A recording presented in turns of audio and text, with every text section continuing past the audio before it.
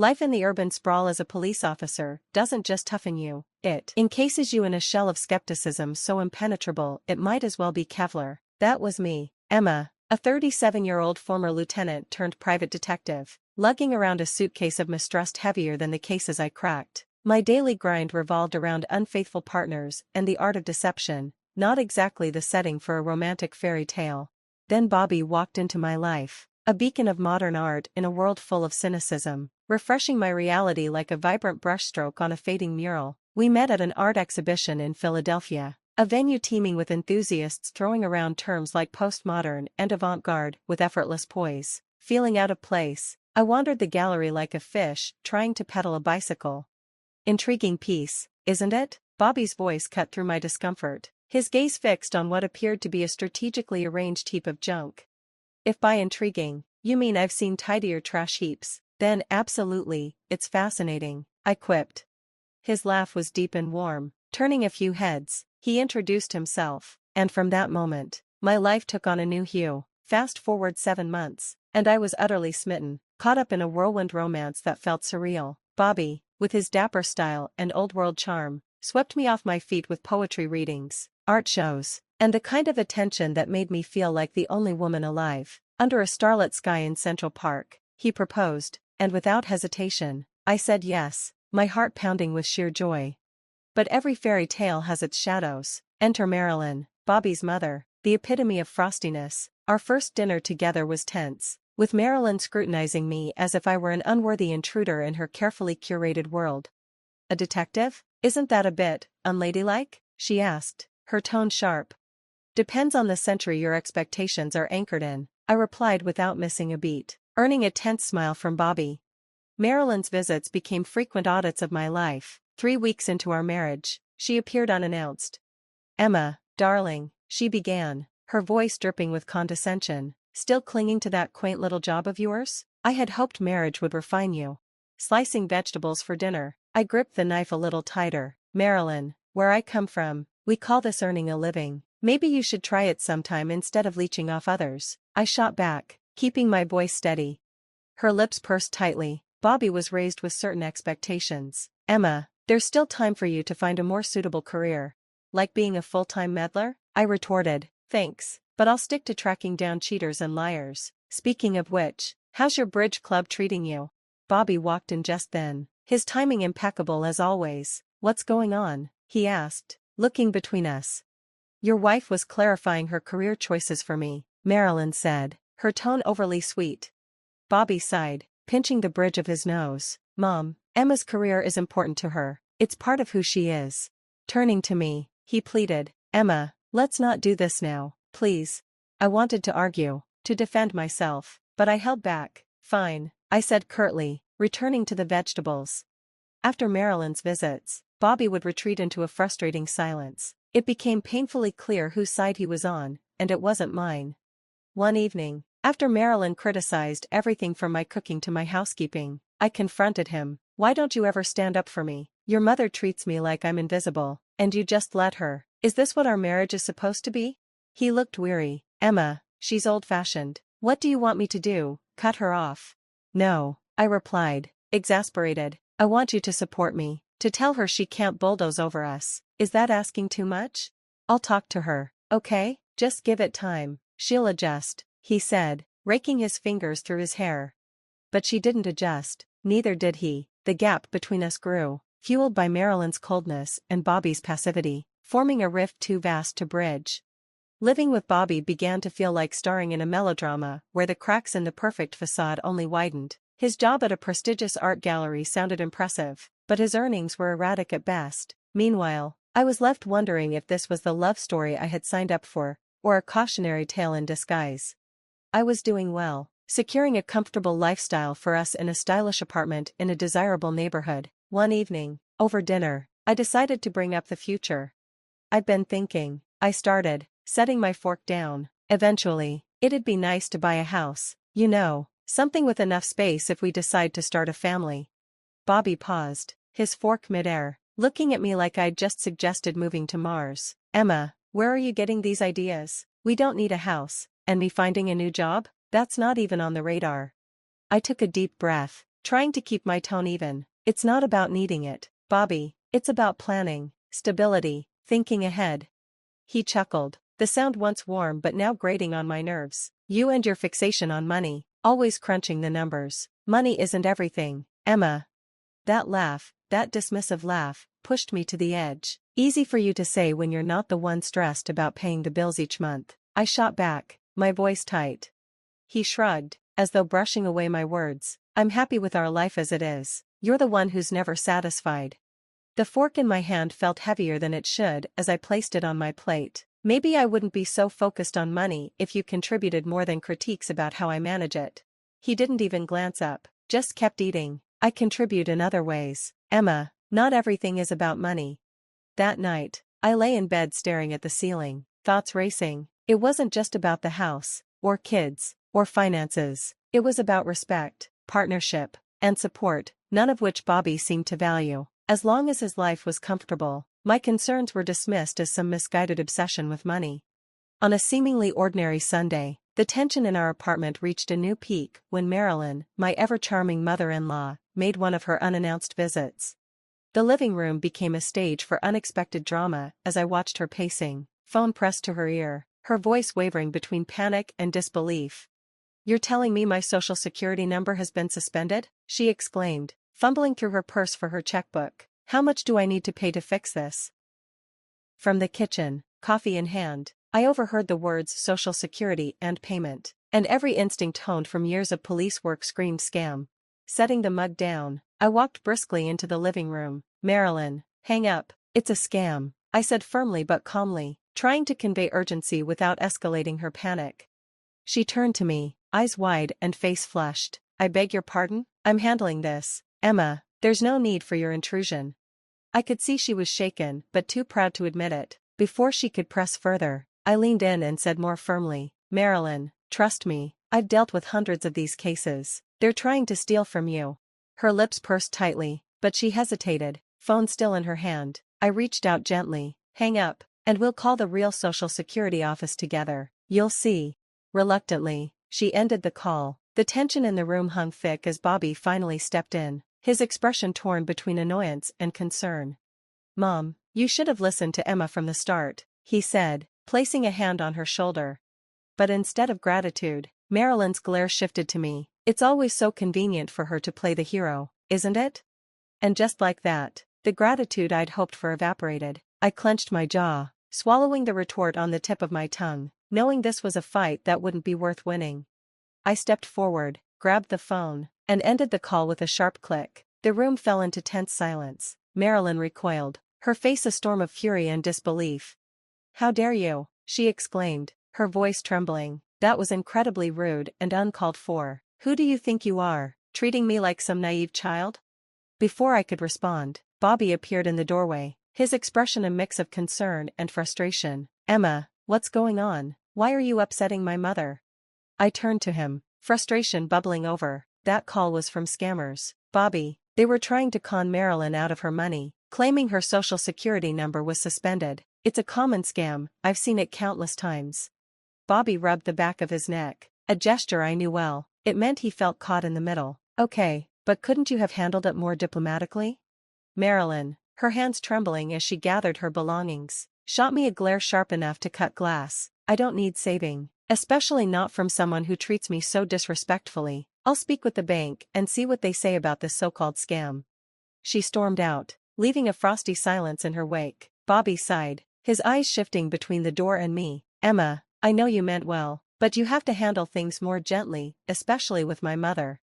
I felt a pang of guilt but held my ground. Bobby, I know it seemed harsh, but scammers thrive on urgency. There wasn't time for polite exchanges. Any hesitation could have cost her thousands. The next day, still wrestling with a mix of guilt and curiosity, I called Marilyn. After 3 rings, she answered, her tone cold and measured. What do you want, Emma? I cleared my throat. I just wanted to check on you after yesterday. Did you speak with the bank about the call? There was a long pause before she replied, her voice reluctant. Yes, I did. They confirmed it was a scam. Relief washed over me, but her tone quickly hardened. That doesn't excuse how you handled things. You were rude and aggressive. Pinching the bridge of my nose, I felt a headache building. I'm sorry if I came across as harsh. I was trying to protect you. These scammers are professionals, they're convincing, and they rely on people hesitating. Her response was curt, though tinged with begrudging acknowledgement. Well, I suppose I should thank you for stopping me from making a mistake, but don't think this changes my opinion of your methods, or your demeanor. Goodbye, Emma. I saw Bobby's upcoming birthday as a chance to bridge the growing chasm between us, a hopeful opportunity to rekindle the fading spark in our relationship. Carefully, I planned a romantic weekend getaway, envisioning it as a step toward restoring what we once had. But fate, or Marilyn, had other plans. She bulldozed my efforts with her own agenda, scheduling a grand dinner at her mansion on a weekday, fully aware of my packed work schedule. Over the phone, I pleaded, "Can't we move it to Saturday? I'm drowning at work." Her voice was a blend of saccharine sweetness and icy control. "No, dear, this is when it's happening. Bobby shouldn't have to adjust his birthday to fit around your job." Frustration gnawed at me, and I found myself confiding in my boss, the only person who seemed to understand. He'd witnessed more betrayals than most and recognized the importance of the moment. "Go," he urged with a knowing look. "Do what you need to do." When I arrived at Marilyn's, the party was already in full swing, a spectacle of ostentation and pretense. Marilyn spotted me immediately, her smile tightening as she whispered something to Bobby. My eyes followed her line of sight, and there he was, my husband, sitting by the fireplace, his arm draped casually around a woman who was far more than just a colleague. My heart sank, but I steeled myself and approached. "Aren't you going to introduce me?" I asked, trying to sound composed despite the whirlwind of emotions inside. Bobby flinched, his eyes widening in surprise. "Ah, Emma, this is Lori from the gallery," he mumbled, turning awkwardly to the woman. "And this is, Emma, a relative." The word struck like a slap. A relative? Seriously, Bobby? I couldn't contain my incredulity. "Your wife, Bobby, remember?" My voice carried across the room, silencing the hum of conversations. All eyes turned to us. Bobby's face turned red with a mix of embarrassment and irritation. "You know, a real wife would have made her husband's birthday a priority," he shot back, dismissing me with a turn of his shoulder. Before I could respond, Marilyn appeared, her voice oozing disdain. "You see, Emma, you just don't fit in here. Bobby needs someone supportive, like Lori, not, whatever this is." Her words, sharp and deliberate, cut deep. She gestured toward the door with a venomous smile. "I think it's best if you leave. You're not wanted here." I took a deep breath, summoning every ounce of dignity I had left. "You know what, Marilyn? Maybe you're right. Maybe I don't belong in a family that thrives on lies and deception." Without another word, I turned and walked out into the cold night, the chill wrapping around me like the icy aftermath of betrayal. After the disaster at Bobby's birthday and the stark revelations that followed, I knew I needed irrefutable proof to end the marriage on my terms. The thought of investigating Bobby myself felt unbearable. I could handle uncovering secrets about strangers, but not about the man I had once envisioned growing old with. So, I called Alan, a trusted colleague with a knack for uncovering discreet affairs. "Hey, Alan, I need a favor," I said, steadying my voice over the phone. "Anything for you. What's up?" he responded, his loyalty a small comfort in the storm of betrayal. "It's Bobby," I admitted, the words tasting bitter. "I'm sure he's seeing someone. I need evidence." I admitted the truth, my words carrying a mix of relief and dread. "Say no more," Alan said confidently. "I'll handle it discreetly. You'll have everything you need soon." His assurance eased some of my anxiety. True to his word, Alan delivered everything: photos, audio clips, and undeniable proof. Lori wasn't just a colleague, she was in the country illegally, seeking a quick marriage to fix her immigration status while involved in fraud. Part of me wanted to confront Bobby, to throw the evidence in his face and watch him squirm, but then I remembered his condescension, his smug expression, and his blatant dismissal of me. No, he didn't deserve my concern, or my help. Filing for divorce was like tearing off a band-aid from a wound that had been festering for far too long. I demanded financial compensation, the bare minimum after his betrayal. The fallout was explosive. Marilyn, ever the dragon lady, stood firmly by Bobby's side, painting me as the villain, but I stood my ground, fueled by both the evidence and the injustice of their accusations. When the ink on the divorce papers dried, it wasn't just the end of a marriage, it was the beginning of a new chapter, a rebirth from the ashes of my life with Bobby. Opening my detective agency wasn't just a dream fulfilled, it was a testament to my resilience. The agency quickly built a reputation for discretion and effectiveness, a reflection of the lessons I had learned through my own struggles. One morning, sunlight streamed into my new office, illuminating the framed license on the wall. Alice, my right-hand woman and confidant, peeked in. "Boss lady, you've got a minute? We've got a potentially big case. A woman suspects her husband of having an affair. She wants surveillance, photos, the works." I couldn't help but smile at the irony. "Sounds like our bread and butter. Do we have the details?" Alice nodded, placing a file on my desk. "Yeah, but there's a catch. She's on a tight budget." I thought for a moment, realizing this was my chance to pay it forward. "Tell her we'll work with her budget. And Alice, let's make sure we're thorough. I know all too well what it's like to be on the other side of this conversation." Alice grinned. "Knew you'd say that. You're a good person, you know." I smirked. "Try telling that to my ex." As the days passed and the cases piled up, each one felt like a step toward healing. Infidelity, secrets, and lies, these were the patterns I had grown familiar with. Yet, with each closed case, I felt another piece of myself mend, validation that I had made the right choice to start over. Then one morning, as the city stirred awake, an elderly woman burst into the office, her distress palpable. She argued with my receptionist about her son's wife, who had vanished with a large sum of money, leaving the family in financial ruins. She insisted on speaking to the agency owner and mentioned needing a payment plan. Curiosity piqued, I decided to meet her myself. To my astonishment, I found myself face to face with Marilyn, my former mother-in-law. Recognition flickered across her face before embarrassment set in. "Emma, you run this agency?" "I do," I said, keeping my voice steady despite the swirl of emotions. "How can I help?" Desperation overtook her shame. "You have to help me find her. The woman who ran off with my son's money. Bobby's in shambles. Do it for the family's sake, without charge." Her audacity rendered me momentarily speechless. "Marilyn, first, we're not family. Second, I run a business, not a charity for ex-in-laws." "Emma, after everything, can't you do this one thing? It's the least you could do," she pressed. I laughed bitterly. "The least I could do? Marilyn, after your son cheated on me, you expect me to just forgive and forget? Go to the police. They're better equipped for this." She stood there, flabbergasted, as if the thought of me refusing her had never crossed her mind. "Marilyn, I've learned my lesson. Never trust scammers and liars. Maybe it's time you did too."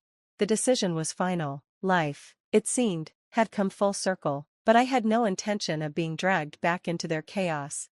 A week later, my phone buzzed. The caller ID showed a number I thought I had erased. "Bobby." Against my better judgment, I answered. "Bobby, what do you want?"